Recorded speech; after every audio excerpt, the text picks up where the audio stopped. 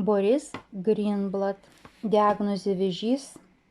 Gydytis ar gyventi. Alternatyvus požiūris į onkologiją. Įgarsino Ina Kekšytė. Įžanga. 2013 m. vasaris. Londonas. Kensingtono rusų stačiatikių bažnyčia. Aš stovėjau už visų ir žvelgiau į tą mažytį karstelį, kuris buvo didžiulės tamsios bažnyčios centre. Šviečiantis žvakių žiburiai ir choro garsai, kuriuos protarpiais nutraukdavo maldas skaitančios stačiatikių kunigo bosas, teikia šiam vaizdo mistiškumo. Žmonės stovėjo kaip šešėliai, tyliai, beveik nejudėdami.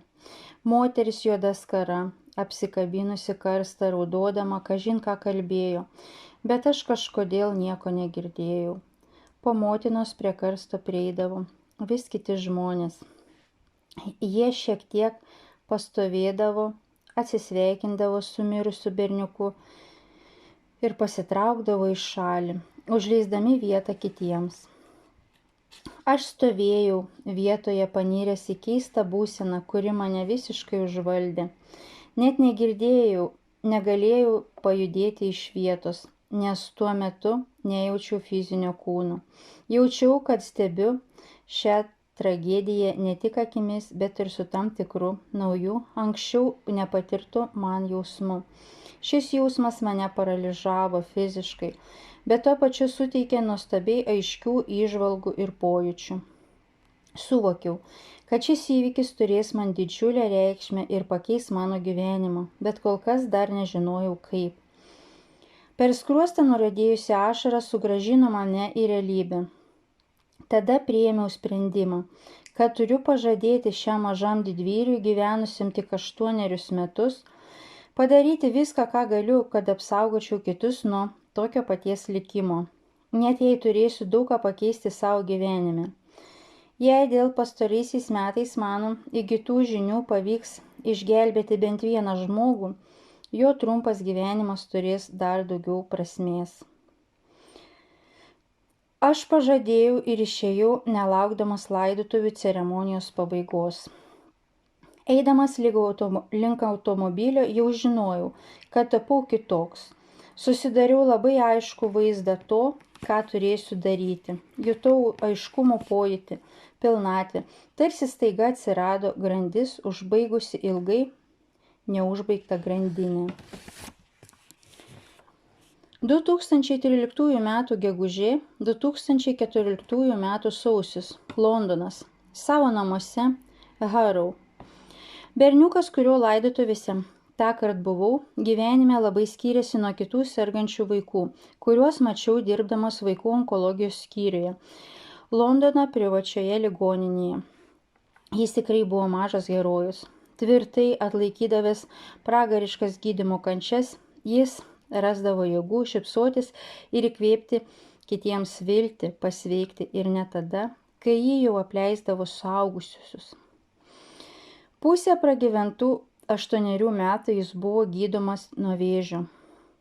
Kai jam buvo 5 metai, Rusijos gydytojai atsisakė tęsti berniuko gydymą ir tokiu būdu suteikė jam galimybę gyventi dar kelis mėnesius. Jo motina, būdama neįtikėtinai stipri moteris, sugebėjo rasti lėšų ir atvežė jį gydyti į Angliją. Šį berniuką mylėjo visi skyriaus darbuotojai. Kiti skyriuje gulintys vaikai ir savanoriai. Jis buvo ilgiausiai gyvenęs skyriaus pacientas ir visi stebėjo jo kovą su liga. Visi išskyrus mane. Aš stebėjau jo kovą su gydymu. Kai jį pirmą kartą pamačiau, buvo sunku patikėti, kad šis stiprus berniūkštis jau seniai serga ir ištvėrė oficialaus gydymo ugnį, vandenį ir varinės triūbas. Jis ne tik pergyveno Rusijos gydytojų prognozes, bet ir ištvėrė tiek daug itin toksiškos chemoterapijos ciklų, kad stebėjusi netgi Anglijos gydytojai. Tačiau, kai tik mažylis atsigaudavo Po eilinės chemoterapijos jam vėl skirdavo naują dozę, dažnai protokole paprasčiausiai pakeisdami vieną toksinį preparatą kitu. Tai truko 1,5 metų, kol aš ten dirbau besigydančių rusakalbių vaikų medicinos koordinatoriumi. Turėjau aukštąjį medicinos išsilavinimą, todėl aiškiai supratau, kas iš tiesų vyksta gydant tokius pacientus, taip pat ir šį vaiką. Suvokiau, kad ne chemoterapija ir kiti tradiciniai onkologinių ligų gydymo būdai padėjo berniukui pergyventi medikų prognozes, bet jo motina, kuri tiesiog jo nepaleido. Ji domėjusi vėžiu sergantiems ligoniams tinkančią mitybą ir kai kuriais natūraliais preparatais padedančiais kovoti su šia liga ir organizmui atsigauti po žalojančio gydymo. Tik savo pastangų ir atkaklumo dėka, taip pat ir berniuko, kuris nepaisant amžiaus supratimo, jog jam reikia būti atkakliu, sugebėjo taip ilgai kovoti su liga ir atlaikyti tokį sudėtingą gydymą. Tačiau berniukas pamažu nyko. Toksinis gydymas žudė jį greičiau nei liga. Jis daug kartų išsikapanojo iš intensyviosios priežiūros skyriaus ir po to motinos pastangomis atsigaudavo kiekvieną kartą tik tam, kad vėl atsirastų ten pat po kito gydymo ciklo. Vienas iš šių nuolatinių vizitų į intensyviosios priežiūros skyrių buvo paskutinis. Buvo akivaizdu, kad vaikas mirė nuo gydymo komplikacijų, o ne nuo ligos. Jo motina įtarė tikrąją sūnaus mirties priežastį, bet dėl patirto skausmo ji nesiėmė to aiškintis. Man buvo aišku, kad vargšas berniukas neturėjo galimybės pasveikti nuo pat agresyvaus gydymo Anglijoje pradžios. Aš taip pat pradėjau galvoti apie tai, kodėl žmonės nieko nežino apie sėkmingesnius vėžio gydymo būdus, kurie nors ir nepripažįstami oficialiosios medicinos, vis dėlto yra gana žinomi ir paplitę. Kodėl tie, kurie sugebėdavo juos atrasti,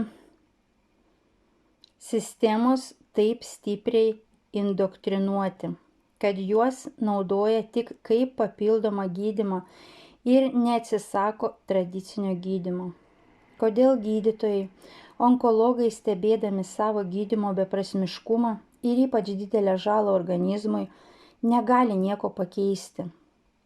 Į šiuos klausimus bandžiau atsakyti šioje knygoje, taip pat pagrįsti savo įsitikinimą, kad tradicinis gydymas, taip pat ir chemoterapija, spindulinė terapija ir chirurgija gerokai sumažina ligonio galimybės pasveikti ir dažnai tampa ligonio mirties priežastimi.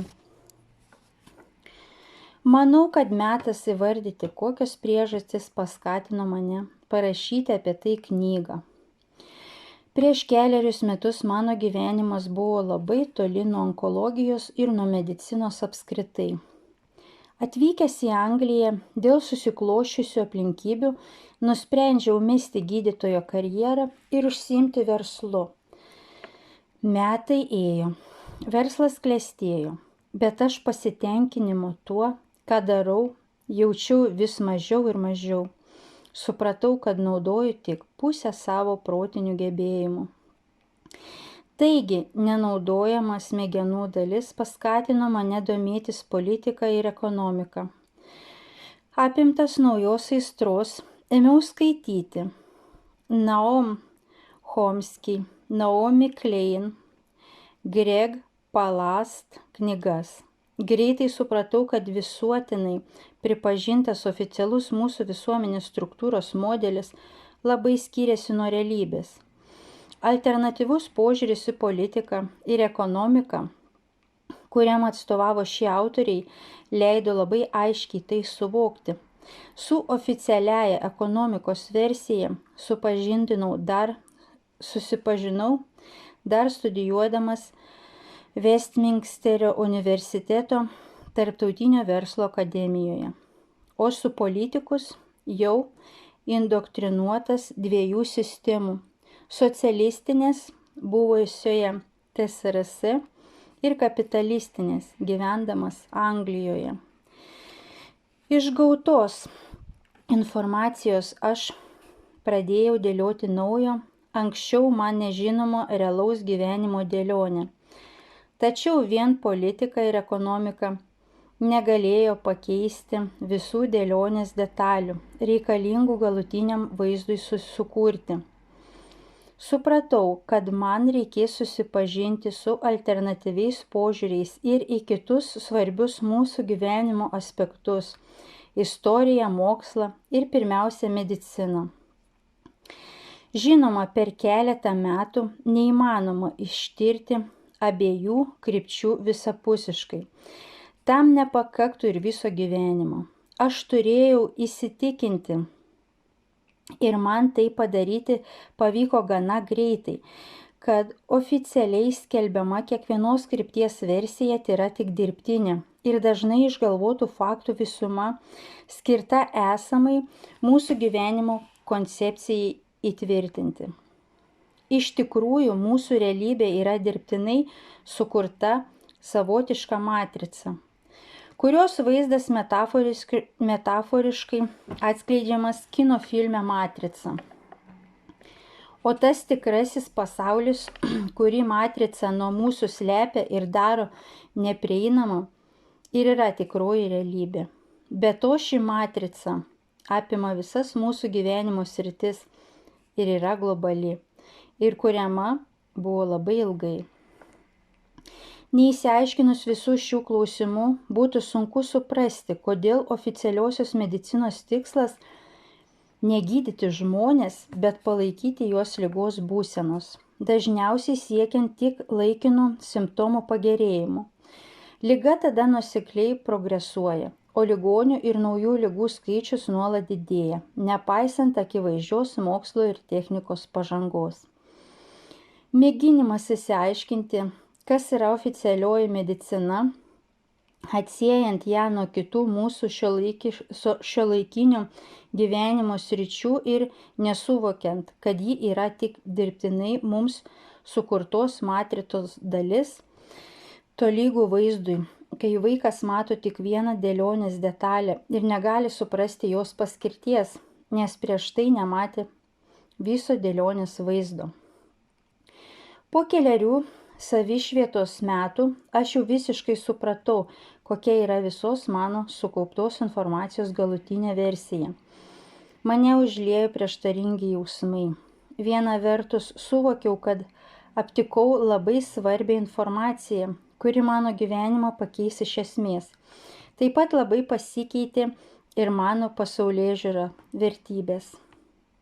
Aš vėl norėjau daryti gerą žmonėms, kaip gydytojo karjeros pradžioje, o ne kovoti su kitais dėl paties išgyvenimo, kaip to moko sistema. Taip pat pradėjau suprasti, kad ši informacija gali pakeisti bet kurio žmogaus, kuriam ji bus prieinama gyvenimą. Kita vertus pastebėjau, kad dauguma žmonių, nepaisant jų išsilavinimo ir intelekto lygio, nepastebi akivaizdžių dalykų. Tikriausiai aš ir toliau galėjau gyventi, per daug nesijaudindamas dėl kitų, kurie gyvena šioje matricoje.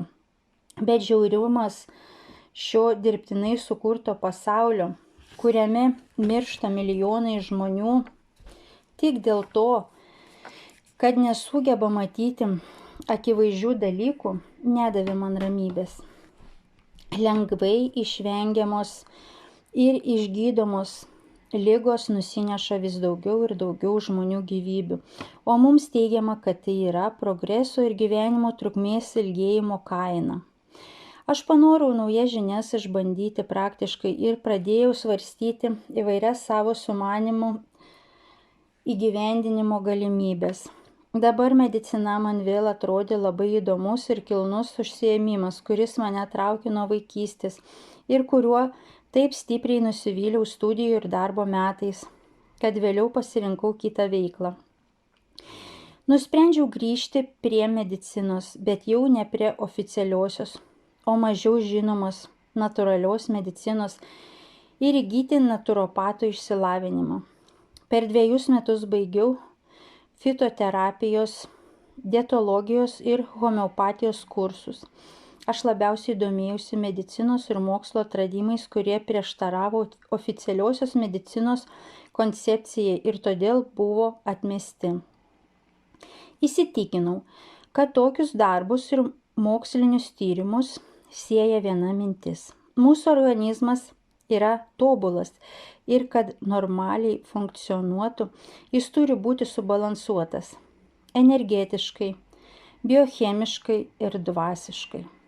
Pagal šią teoriją, liga yra organizmo disbalansas ir norint ją įveikti, reikia atkurti organizmo balansą. Oficialioji medicina priešingai gydo organizmo netobulumą. Pavyzdžiui, stiprina imunitetą vakcinomis ir taip toliau. Ir šalina ligų simptomus, nepašalinusi pačios priežasties. Dėl to liga tik progresuoja. Dar mano alternatyviojo kelio pradžioje dažnai susidurdavau su įvairiais darbais ir straipsniais apie alternatyvius onkologinių ligų gydymo metodus, kurie pamažu mane tiesiog užvaldė. Kuo daugiau jais domėjusi, tuo aiškiau supratau visko, kas vyksta esmę. Mano įgytas medicininis išsilavinimas labai padėjo suprasti naujas vėžio atsiradimo teorijas, taip pat priežastis skatinančias onkologinius procesus ir sudarė galimybės pagrįsti alternatyvius būdus vėžiui gydyti. Kita vertus, studijuodamas mediciną supratau gydytojų žinias esant ribotas, aiškinantis ligų etiologiją, jų gydymą, ypač onkologijos. Apie tokio medicininio ugdymo problemas, priežastis ir rezultatus, kurie gydant ligonius pasireiškia tik neproporcingų farmacinių produktų vartojimu, išsamiau paaiškinsiu toliau knygoje. Kai 2011 metais manęs paprašė padirbėti su rusų vaikais vaikų onkologijos skyriuje vienoje iš garsiausių privačiųjų klinikų Londone, aš iškart sutikau. Tada aš dar nebuvau susidūręs su onkologija praktiškai. Todėl nusprendžiau, kad ši patirtis praturtins mano žinias. Tai, ką aš ten pamačiau, sukrėtė mane iki sielos gelmių.